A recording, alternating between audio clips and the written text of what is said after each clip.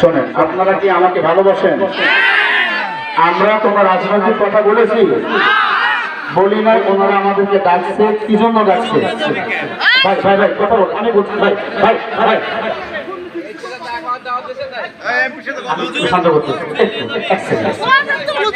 আমাকে ডাকছে উনি, আমি যাব।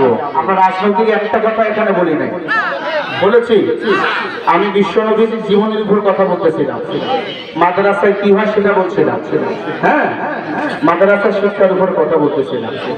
কথা বলতেছো না ইনশাআল্লাহ, দেখি। হ্যাঁ